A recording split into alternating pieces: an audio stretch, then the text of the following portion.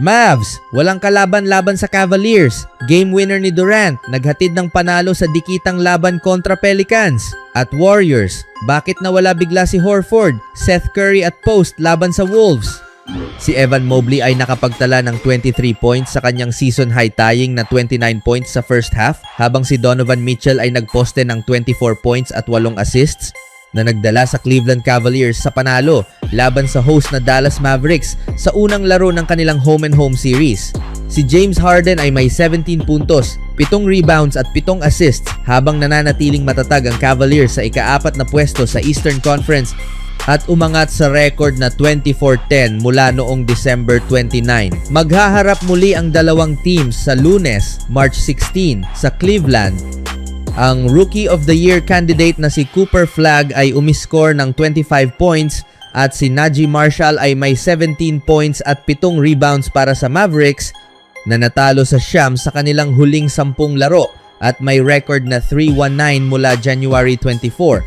Ang pinakamalaking lead ng Cavaliers ay dumating sa kalagitnaan ng 4th quarter matapos ang isang baby hook shot ni Thomas Bryant na nagtapos na may 11 points mula sa bench.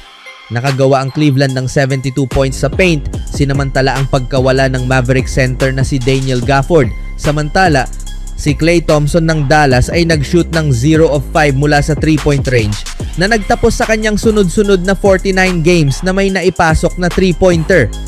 Sa 3rd quarter, pinayagan ng mga opisyal ang Dallas na mag-inbound ng bola patungo sa maling basket matapos ang isang timeout. Naayos ang pagkakamali ng ipaalam ni Cleveland coach na si Kenny Atkinson na dapat ay bola ng kanyang team iyon. Kontrolado na ng Cavaliers ang laro sa halftime. Dahil sa kanilang 60.9% na field goal shooting, nakapasok si Mobley ng 10 of 12 field goal attempts habang si Marshall ay may 12 points. At si Flagg ay nahirapang makakuha ng 6 na puntos lamang. Si Marshall ang umiscore ng unang 8 puntos ng Dallas. Ngunit panandalian lamang ang kanilang lead dahil umiscore si Mobley ng 16 points sa unang 7 minuto upang ilagay ang Cleveland sa unahan. Pinalaki pa ng Cavaliers ang kanilang lead sa 17 points sa pagtatapos ng first quarter. Hindi naglaro sina PJ Washington Jr. at Daniel Gafford matapos pagsamahin ang 34 points noong Marso 12 sa panalo ng Dallas laban sa Memphis Grizzlies. Samantala, wala rin ang Cavaliers center na si Jarrett Allen sa ika-4 na sunod na laro. Ang swingman na si Sam Merrill ay hindi rin naglaro dahil sa paninigas ng kaliwang hamstring. Sa sumunod na balita naman, dahil wala si Alperen Sengun, bahagyang naungusan ng Houston Rockets ang New Orleans Pelicans ngayong araw sa Toyota Center. Leading ng 7 puntos ang Rockets sa halftime, bunga ng kanilang 8 of 19 attempts sa 3-point line. Nanguna si Reed Sheppard sa unang 2 quarter sa pamamagitan ng 3 3-pointers. Nagtie naman ang dalawang teams sa ika-3 quarter kung saan napigilan ng Pelicans ang Rockets sa 40% shooting lamang at nakakuha ng 11 free throws. Nanatiling dikit ang laban sa ika-4 na quarter nang magdang si Zion Williamson upang itay ang laro sa 100 na may natitirang 94 seconds. Sa sumunod na possession ng Houston, nadulas si Dorian Finney-Smith habang ipinapasa sa kanya ni Kevin Durant ang bola na nagresulta sa fast break ng Pelicans. Humabol si Jabari Smith at na-block ang layup ni DeJounte Murray ngunit tinawag itong goaltend at pinagtibay pa matapos ang review. Sumablay si Durant sa mid-range jump shot sa kasunod na possession at nakakuha naman ng foul si Williamson at naipasok ang parehong free throws upang bigyan ng lead ang kanilang team. Sumagot si Jabari Smith ng isang 3-pointer sa susunod na play na nagbigay muli ng pag-asa sa Houston may 21 seconds pa. Napilit naman ni Amen Thompson na magkamali si Murray sa sumunod na possession na nagbigay sa Rockets ng huling pagkakataon. Pinangunahan ni Durant ang Houston sa panalo laban sa Pelicans matapos maipasok ang isang mid-range jump shot na may 7 segundo na lang sa laro.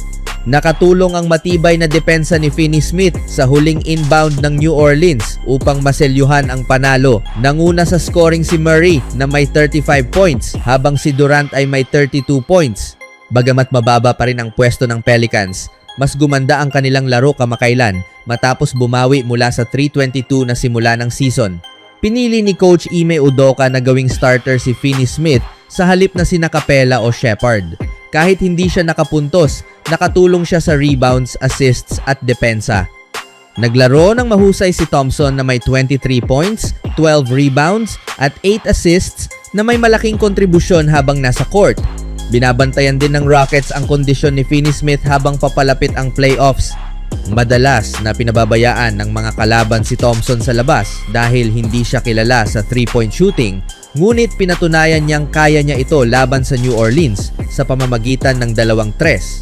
Sa buwang ito, 5 ang naipasok niyang 3-point shots na maliit man ang sample ngunit nagpapakita ng potensyal. Sa huling balita, lalong lumala ang injury crisis ng Golden State matapos silang matalo sa Timberwolves sa Chase Center. Wala na nga sina Steph Butler at Moses Moody, nadagdagan pa ito nang hindi rin makalaro si Draymond Green dahil sa injury sa likod. Sa mismong laro, 3 pang Warriors ang na-injure, si Horford, Seth at Quinten Post. Dahil dito, kulang na kulang ang team lalo na sa front court.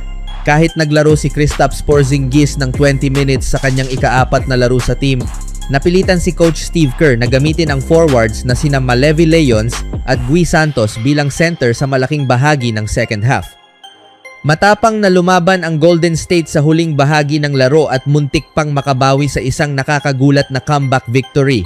Ngunit sa huli, kinapos sila sa lakas ng lineup at star power upang talunin ang Timberwolves na nakakuha ng 42 points mula sa kanilang superstar guard. Pinangunahan ni Brandon Podziemski ang Warriors sa kanyang 25 points at 10 rebounds, kung saan nakashoot siya ng 8 of 18 mula sa field at 5 of 10 sa 3-point range.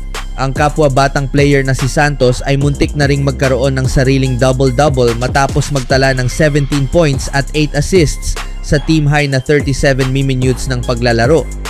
Hindi naman masyadong nagkamali ang Warriors sa turnovers dahil 8 lamang ang kanilang nagawa at nakakuha pa sila ng 3 mas maraming offensive rebounds kaysa Minnesota. Gayunpaman, mas mababa sa 40% ang kanilang field goal shooting at 31.3% lamang mula sa 3-point range. Nagpatuloy ang magandang pagbabalik ni Porzingis na nagtala ng 20 points, 4 na rebounds, 2 assists, 2 steals at 1 block sa limitadong minuto ng paglalaro. Ang veteranong center ay may kabuuang 37 points na sa kanyang huling 2 laro, bagamat kailangan pa niyang pagbutihin ang shooting efficiency matapos muli siyang nag-shoot ng 7 of 16 mula sa field ngayong araw. Ang former All-Star big man ay naging mahalagang source ng opensa para sa Golden State habang wala ang kanilang mga stars. Nakakatawa ring isipin na siya na lamang ang natitirang tunay na big man ni Kerr sa laro dahil sa sunod-sunod na injury ng team kamakailan. Dumarating ang dumaraming injury concerns sa hindi magandang panahon para sa Warriors dahil magsisimula sila ng 6 na sunod na laro sa road trip. Kasama sa kanilang susunod na 4 na laban ang pagharap sa Detroit Pistons, Boston Celtics at New York Knicks. Holding on to his hand, and Seth Curry is walking. He can do what he does. Yeah, he had